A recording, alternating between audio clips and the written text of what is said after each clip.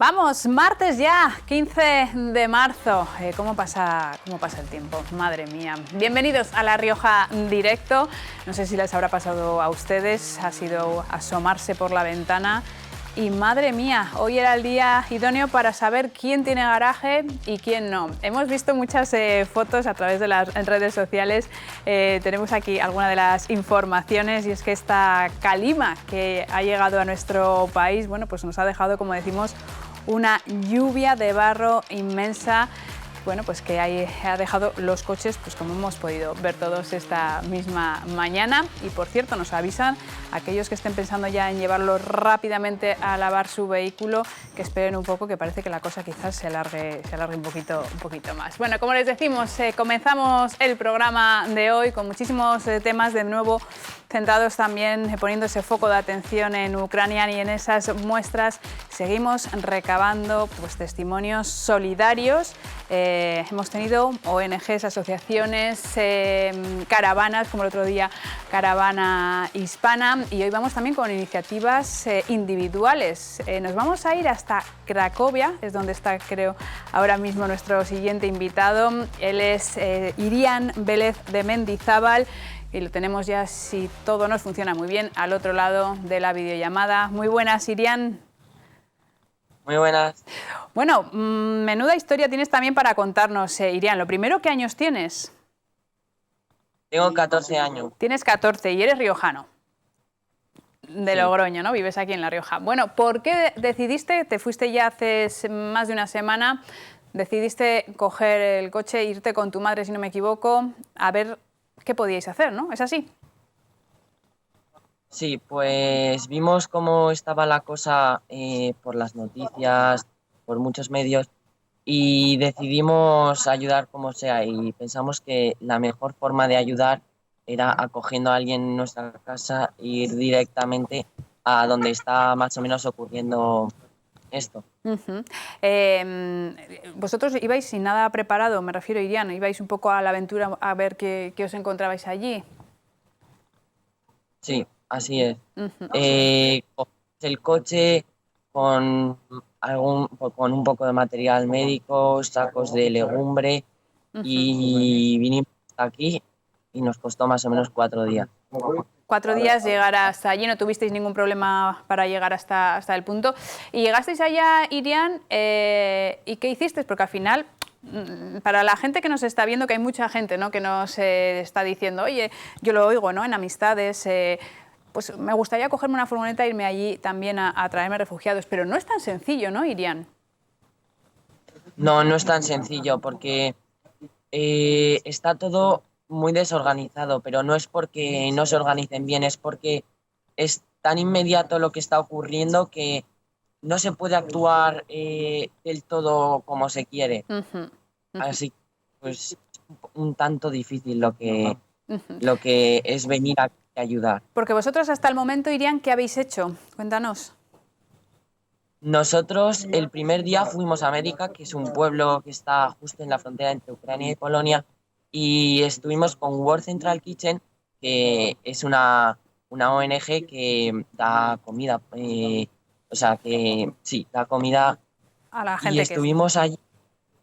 estuvimos allí justo en la frontera, que iba pasando la gente cruzando la frontera y los montaban en autobuses. Nosotros, mientras estaban en esa transición, les dábamos mantas, guantes, comida, en fin, de todo eso. Y después ya los distribuyen a, por así decirlo, es que no sé muy bien cómo se llama, pero los distribuyen a centros de acogida, sí. Y luego ya más tarde fuimos a Mesil, a un hipermercado llamado Tesco, que había un montón de gente, y nos dijeron que es el que más organizado está, pero también es un descontrol. Allí hay un montón de gente y está siendo muy difícil el tema de conseguir nuestro objetivo, que es llevarnos a una familia a nuestra casa a acogerla, porque ahora que está habiendo un montón de personas que están cada vez ya más escuchando lo que está sucediendo con el tráfico de personas, Sí. y tienen cierto miedo en subirse en coches que no saben bien quién es la otra persona, Claro. van a ir, así que prefieren coger autobuses Ujú. pero hoy hemos contado por fin con una familia que sí que estaría dispuesta a venir con nosotros en Varsovia y nos moveremos hoy a Varsovia. No sabemos 100% si nos la vamos a poder llevar porque igual surgen imprevistos o consigue un autobús, pero en principio se podría venir con nosotros. Ujú. Menuda historia con 14 años, supongo que estás viviendo tú, ¿no, Irian? Sí, Ma- pues sí, es duro, pero bueno, es algo que te enseña mucho y que, bueno, pues me parece que dentro de lo que cabe estoy aprendiendo bastantes cosas y tampoco se ve mucho mal, porque sí que hemos visto alguna vez algún encuentro muy emotivo Eso te iba a preguntar, si nos y podías relatar pues esas imágenes que se te van a quedar para el recuerdo cuando ya volváis aquí a La Rioja. sí, pues también me chocó que había mucha gente, por ejemplo, de mi edad, muchos niños y y sí que mantienen cierta alegría, o sea que a veces sí que están muy tristes, pero piensas como que van a estar destrozados y que siempre intentan mirar lo positivo que hay de esto. Pues también cuando, por ejemplo, les dábamos chuches o chocolate o lo que sea, sí que nos sonreían y nos decían gracias, que bueno, sí que alguna palabra pues me aprendí en ucraniano porque si no Hmm. iba a ser un poco, pero bueno, Madre mía. nos decían gracias y eso. ¿Dónde dormís? ¿Dónde os quedáis a dormir, Irian? Pues los primeros días nos quedamos a dormir en un sitio un poco, bueno, en el viaje sí que dormíamos cada vez en un sitio distinto Sí. y nos encontramos en un sitio que parecía un hotel de perros, pero bueno, intentamos economizar todo lo máximo posible. Y luego ya cuando llegamos estuvimos en un sitio que no había casi calefacción porque era leña. Y sí que pasamos frío, pero dormimos con muchas mantas y bueno, pudimos combatir ese frío. ¿Y Y luego pensabais? ya, Dime, sí. sí, estos últimos días hemos estado en sitios mejores que sí que son económicos, pero duermes en mejores condiciones. Ujú. ¿Pensabais que el viaje se iba a alargar tanto, Irian? No, no sabíamos que se iba a alargar tanto. Además, ayer contactamos con con una familia madrileña que consiguió gente que quería transportar en muy poco tiempo. Ujú. Pero bueno, también nuestra idea era también ayudar, no solo buscarles, sino también ayudar un poco en lo que está pasando. Ujú. Bueno, pero vuestro objetivo, como decíamos, era intentar ayudar y traeros alguna familia o alguien que lo necesitase, que necesitase salir de allí. Y como bien nos decías, es posible que hayáis encontrado una, pero también vamos a trasladar justamente ese mensaje, ¿no? Que quizás sea mejor ir de la mano de una ONG o el otro día también teníamos esa versión de intentar contactar con familias que tengan familia aquí. O sea, que al final no es tan sencillo, me refiero, irse allí a la frontera a rescatar personas. Como bien dices, por las últimas informaciones también no es tan sencillo y cualquier persona no se monta en el coche de otra persona porque sí, sino que mejor que esté un poquito más organizado, pero bueno, no quita para que esta iniciativa sea encomiable, Irian, y muchísimas gracias por haberla compartido con nosotros. Y una cosa que sí que aconsejo a la gente que venga, ¿Sí? que cualquier persona que oigáis que está hablando español, preguntadle lo que queráis, decirle lo que estáis haciendo, porque también nosotros hemos estado preguntando, hablando con gente que oíamos hablar español y le decíamos lo que estábamos haciendo y ellos también lo que estaban haciendo, que la mayoría de españoles que están aquí es también para ayudar. Claro. Y hemos estado contactando con un montón de gente, nos hemos conseguido meter en un montón de grupos y al final por eso nos han facilitado Y por eso estamos siguiendo que igual la familia con la que nos ha dicho que sí que quería venir con nosotros, igual al final sí que pueden venir. Irian, pues estaremos muy pendientes, estamos en contacto de cuando lleguéis hasta aquí, hasta vuestra tierra, ¿vale? Sí, vale, muchas gracias. Muchísimas gracias, Irian. Un placer hablar contigo. Bueno, vamos con otra de las noticias de actualidad. La conocíamos allá, con esta, digamos que se puede poner ya el punto y final judicial. Ayer conocíamos que finalmente será prisión permanente revisable. Se anunció para Adriana Hugueto por el asesinato de su hija Carolina, asesinada en enero del 2020 en el Hotel Los Bracos de la capital. El tribunal ha impuesto la pena máxima a la progenitora. Es la misma, además, que solicitaban tanto la Fiscalía como las acusaciones particular y popular. Vamos a hacer un repaso de todo lo que ha ocurrido, de cómo han sido estos 2 años hasta llegar a esta final condena de prisión permanente revisable para Adriana Hugueto. Los jurados encontramos a la acusada Adriana Carolina Hugueto Febles culpable de haber causado intencionadamente la muerte de la menor Carolina Corral Hugueto.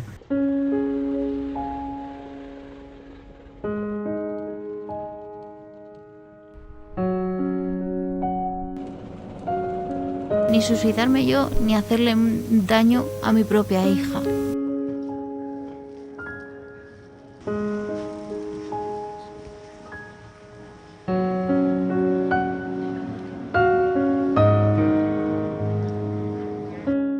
Se cierra así el capítulo de una historia de terror, la vivida por la pequeña Carolina de 5 años, que el 26 de enero de 2020 fue asfixiada, cumpliendo así el plan que su abuela y su madre habían ideado. Pero no todo salió como habían pensado. La idea original era que tras asfixiar a la niña, ambas se quitarían la vida, pero los cortes que tenía Adriana no fueron suficientes para cumplir este propósito. Adriana fue detenida por el asesinato de su hija y ha pasado 2 años en la cárcel, hasta que el 31 de enero de este año comenzó el juicio.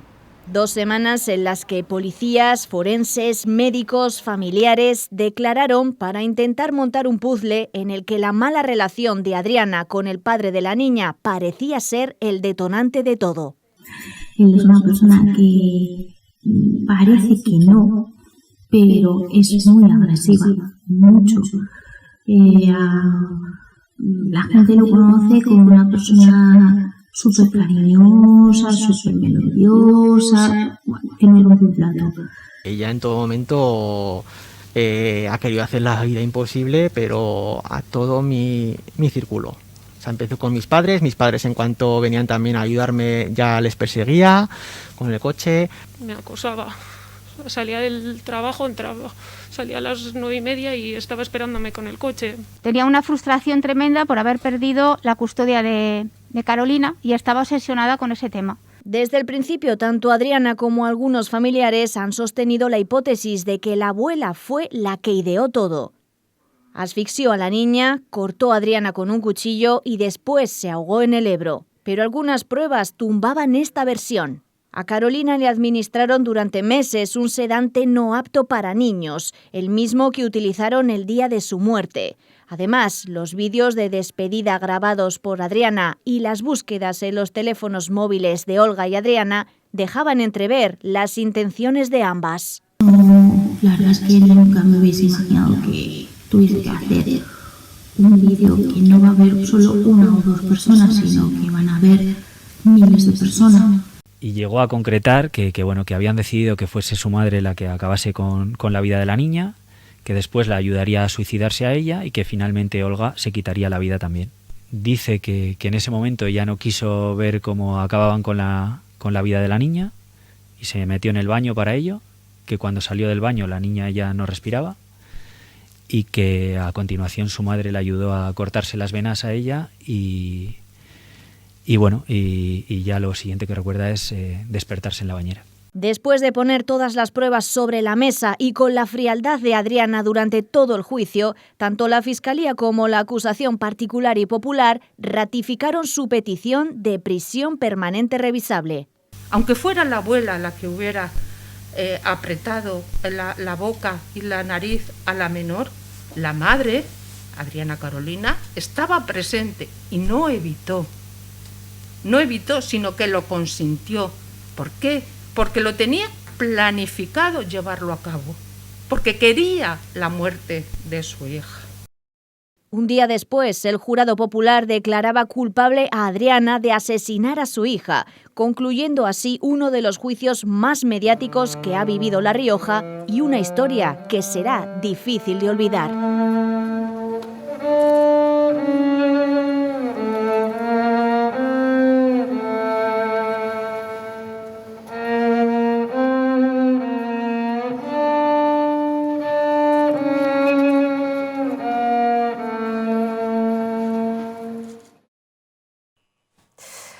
Bueno, pues un punto y aparte, al menos judicialmente, por supuesto no para la familia paterna de Carolina, que nunca para ellos será un punto y aparte. Continuamos con el programa, cambiemos radicalmente de tema, vamos con la actualidad, con economía, con precios desorbitados en electricidad, en gas, en carburantes, en tantas cosas. Ayer mismo el presidente del Gobierno, Pedro Sánchez, anunciaba que el próximo 29 de marzo el Ejecutivo aprobará un plan nacional para responder a este impacto económico y social tras la invasión de Ucrania. Así que hasta dentro de 2 semanas habrá que esperar a esas medidas, a pesar del grito en el cielo que han puesto sobre todo los empresarios que han visto sus precios disparados hasta niveles pues, que están obligando incluso a parar fábricas y negocios. Vamos a hablar de toda esta crisis de estos precios con alguien que tengo al otro lado de la videollamada. Él es José Manuel Sala, profesor del Máster de Derecho de la Energía y la Transición Energética de la UNIR. Muy buenos días, José Manuel. Hola, buenos días. ¿Qué tal? Bueno, pues lo primero agradecerte que nos atiendas para hablar de este tema que tanto incomoda a la sociedad, porque ya que estamos en una situación, como bien decimos, José Manuel, crítica. Sé que es difícil la pregunta primera con la que voy a arrancar, pero ¿qué se prevé que ocurra? ¿Esto todavía van a aumentar más los precios? ¿Se mantendrán? ¿Bajarán gracias a quizás esas medidas del Gobierno? Bueno, vamos a ver. En principio, la previsión es difícil de hacer porque estamos ya en una situación absolutamente excepcional. No es nueva en el sentido de que llevamos todo 2021 con precios muy altos. En materias primas, no solo en electricidad, sino en todas las materias primas que inciden en la luz, por supuesto, en la electricidad, pero también en transportes, en los gastos del hogar, consumo doméstico, y que vienen de muy atrás, ¿no? Es decir, vienen pues, de una serie de circunstancias. La pandemia, sobre todo la caída de la actividad económica, las situaciones climáticas que ha habido, que ya estaban incidiendo. Ahora tenemos una guerra que es el supuesto excepcional por antonomasia, vamos, es el caso más típico que da lugar a ya no son subidas, son trastornos absolutos y totales de los precios. ¿Cuánto puede durar? Pues es muy difícil de predecir porque nadie se pone de acuerdo en la situación esta en la que estamos viviendo de Ucrania, ni los expertos, ni los analistas políticos, ni militares, etcétera, son capaces de dar una fecha. Se habla de semanas, de meses, algunos esperamos que no, pero en fin, incluso de más tiempo. O sea, la previsión en el tiempo de la situación excepcional es difícil. Obviamente, hay medidas coyunturales que se pueden adoptar ya que pueden paliar estos efectos. ¿Cómo cuáles? Cuéntanos, José Manuel. Bueno, pues ya se están barajando, están en los medios.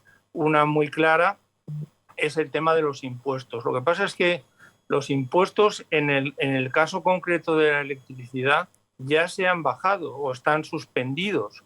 Es decir, ya queda muy poco margen. El IVA ya se bajó.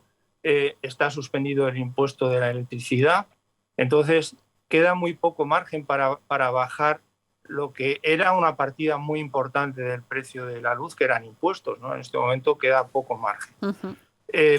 Hay otros ámbitos en los que se podría jugar. Yo creo que aquí hay un tema del que no se está hablando, que me parece importante, y es que vamos a ver, voy a remontarme un poco antes. Es decir, la pregunta previa sería ¿por qué el gas, que es lo que nos está, obligando a tener esos precios tan altos, por qué el gas afecta al precio de la electricidad? Eso es una de las preguntas que quería hacerte, efectivamente. ¿Por qué están vinculados uno y otro? Claro, porque en realidad lo que está subiendo de manera absolutamente desorbitada es el precio del gas, ¿no? El precio del gas afecta porque en el mercado eléctrico, es decir, es el mercado donde confluyen las ofertas y demandas de los productores y los consumidores de gas.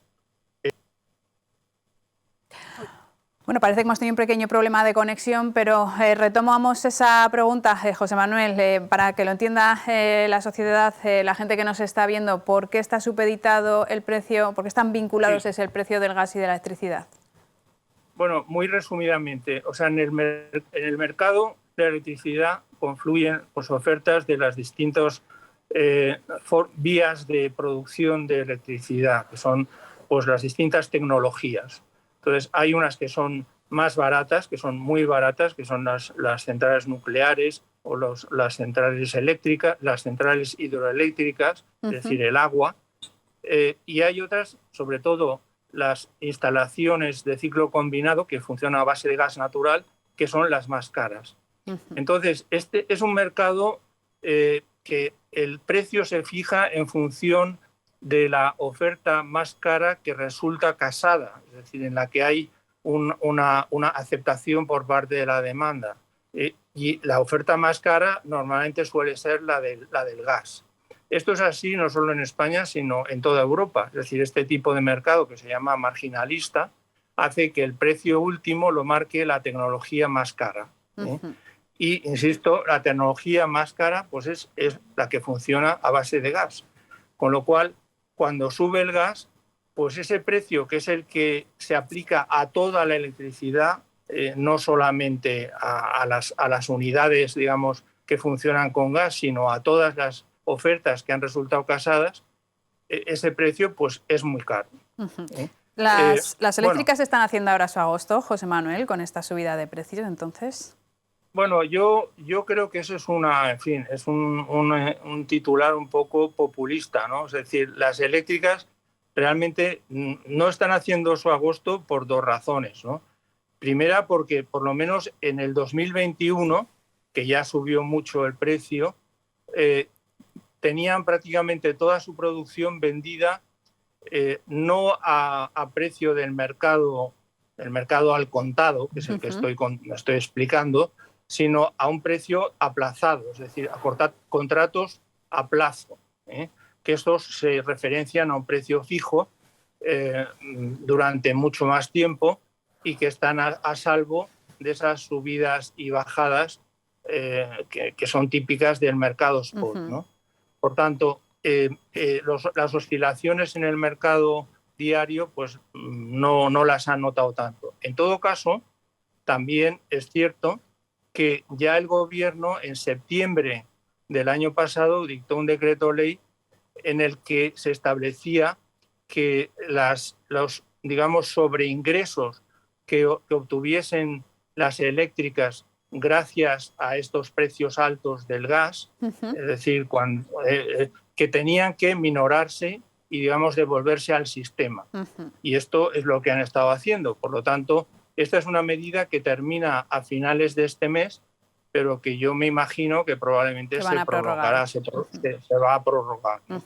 O sea que la respuesta, aunque es que todo esto de la electricidad es un poco complicado, pero vamos, la respuesta es que en principio que no están haciendo el agosto, ¿no? No, pero como dices, al final escuchamos mucho estos titulares y está bien informar a la ciudadanía de lo que realmente está pasando. José Manuel, ¿qué tendría que pasar en nuestro país para que fuésemos más independientes energéticamente? Bueno, vamos a ver, hay varios temas, pero yo diría que fundamentalmente son dos. O sea, por una parte, potenciar las conexiones con Europa. Es decir, aunque parezca una paradoja, la independencia no significa autarquía. Eso es una sea, no significa ser una isla eléctrica, sino todo lo contrario, estar muy conectado con el exterior para poder importar energía cuando esa energía es más barata. Entonces, ahora mismo, pues esto está paralizado. Hay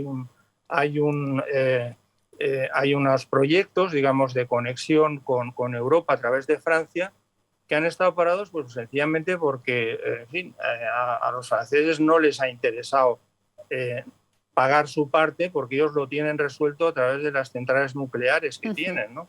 Y por lo tanto, pues el flujo de importación y exportación hacia Francia y el resto de Europa es muy bajo en este momento. O sea, eso hay que desbloquearlo. Entiendo que el gobierno está haciendo, pues lógicamente aprovechando esta ocasión para poner en valor esas conexiones y bueno, pues conseguir que se desbloqueen. Hemos visto pues que se ha planteado el tema del gasoducto de MidCat, que va a través de Cataluña, pues precisamente para desbloquear ese tema en relación con el gas. Y luego hay las interconexiones eléctricas que también son muy importantes. Es decir, esa es una parte. Y luego también otra cuestión que me parece fundamental y es desbloquear toda nuestra capacidad de almacenamiento de gas que puede venirnos pues, de otros países y que pueden utilizar a España como base o como gran centro logístico de almacenamiento, ¿no? Aquí tenemos una capacidad que no está siendo aprovechada, pues por ejemplo, hay una instalación enorme, impresionante, que está en Gijón, en la estación del Musel, que tiene una capacidad pues importantísima para el almacenamiento de gas transportado a través pues, de barcos que llegan a ese centro logístico, pero que está pendiente, ha estado paralizado mucho tiempo por problemas judiciales, medioambientales, etcétera, y ahora parece que se está desbloqueando, pero aún no tiene la autorización final para operar. Entonces, bueno, sí, ese tipo de cuestiones hay que aprovechar ¿sí? para ponerlas en valor. José Manuel, nos quedamos sin tiempo, pero bueno, muchísimas gracias por aportar un poquito de luz a este tema tan complicado y tan difícil de entender para el ciudadano de a pie en muchos sentidos. Ha sido un placer. Estaremos en contacto seguro.